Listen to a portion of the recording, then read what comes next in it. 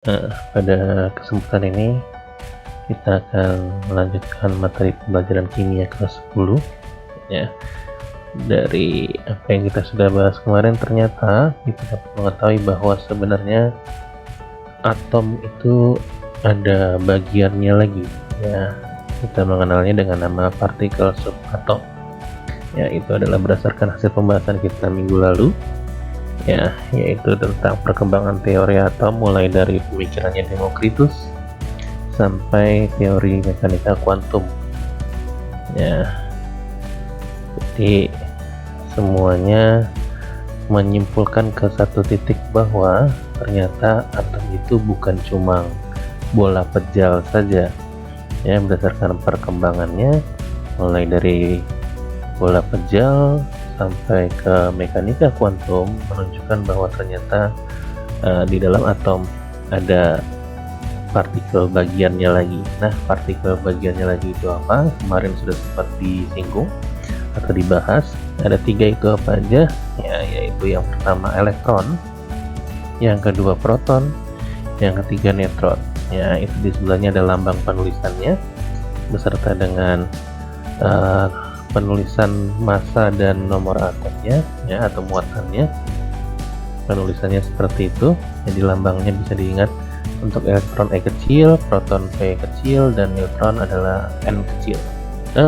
Ini sejarah singkatnya sedikit ya. Kemarin sebenarnya sudah disinggung tentang penemuan dari elektron ya, yaitu melalui percobaannya J.J. Thomson. Ya, bisa tinggal dibaca saja di sini atau bisa dilihat kembali buku LKS-nya.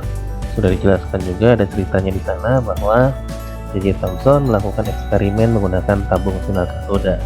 Nah, penerapannya seperti apa? Ya, mungkin kita nggak akan membahas secara detail.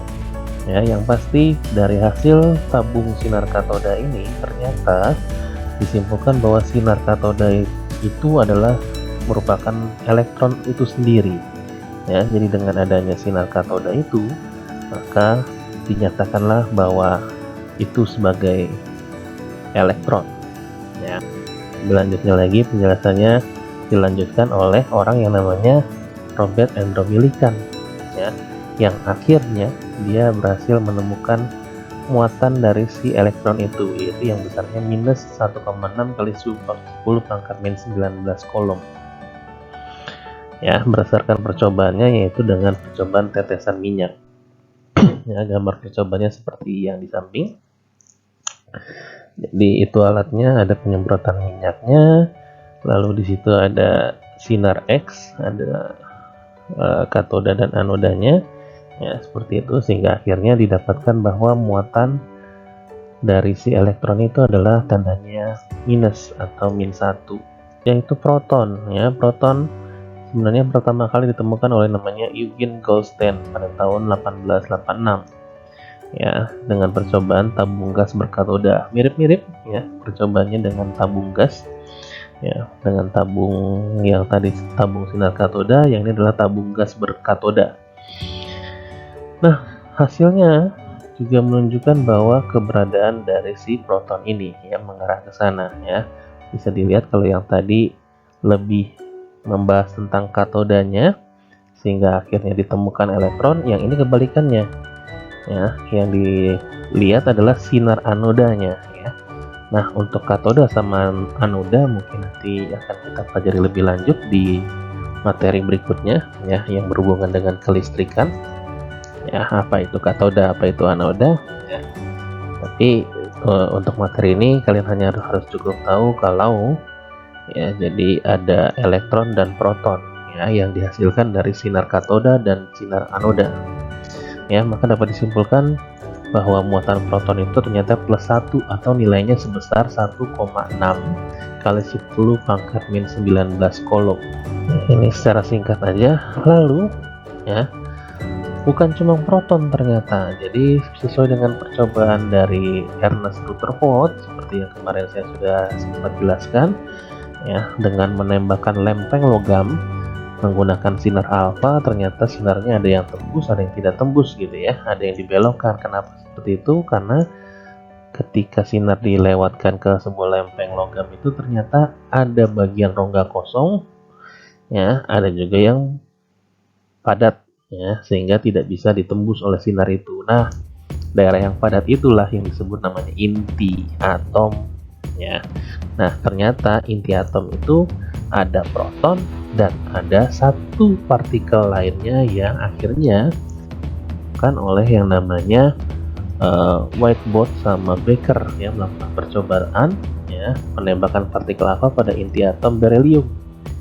Nah, akhirnya ya setelah percobaannya ini disempurnakan oleh yang namanya James Chadwick, akhirnya ditemukanlah ada partikel baru ya, partikel pendamping dari si proton yang nempelnya di inti ya, yaitu neutron ya.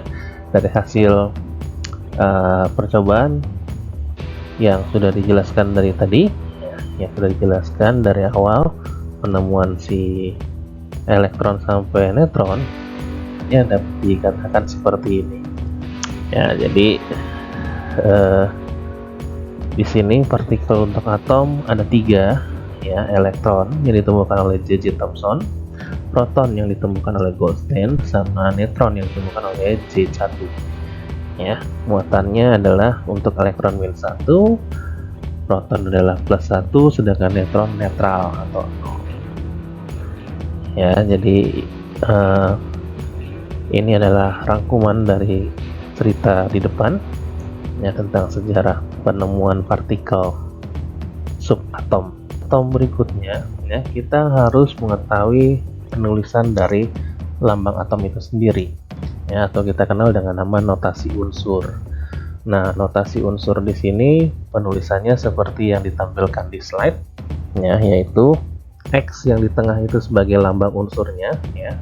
Jadi X ini hanya melambangkan lambang unsur, jadi bisa nanti tergantung dari unsurnya atau atomnya apa gitu ya. Jadi kalau masih mengingat tentang penjelasan saya yang beberapa waktu lalu ya, perbedaan antara unsur dan atom sebenarnya sama, tapi yang membedakan adalah perwujudannya. Jadi kalau atom adalah bentuk paling sederhananya ya, bagian terkecilnya dari unsur, sedangkan unsur itu adalah gabungan dari atom-atom itu sendiri ya. Jadi dilambangkan dengan X di situ ya untuk mewakilinya. Lalu A itu yang di atas dari X itu, yang di superscript di atas X itu namanya nomor massa yang menunjukkan nomor massa, sedangkan Z yang di subscript yang di bawah X itu namanya nomor atom.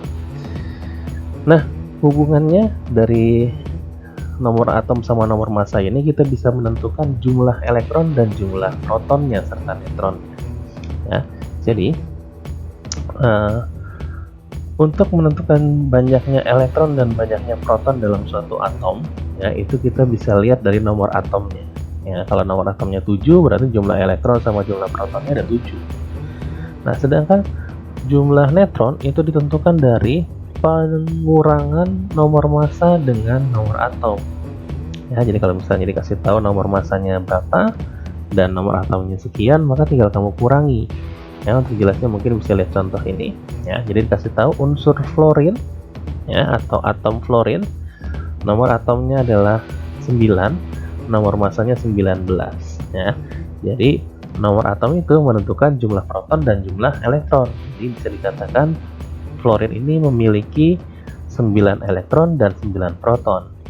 Nah, karena nomor massanya 19 ya, maka jumlah neutronnya kita bisa tentukan dengan cara tinggal mengurangi nomor massanya 19 dikurangi nomor atomnya 9 adalah 10, berarti jumlah neutronnya adalah 10 banyaknya.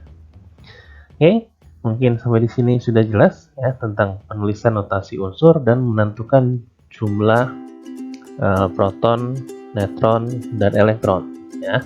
Itu dulu untuk kita masuk ke materi berikutnya minggu depan ya.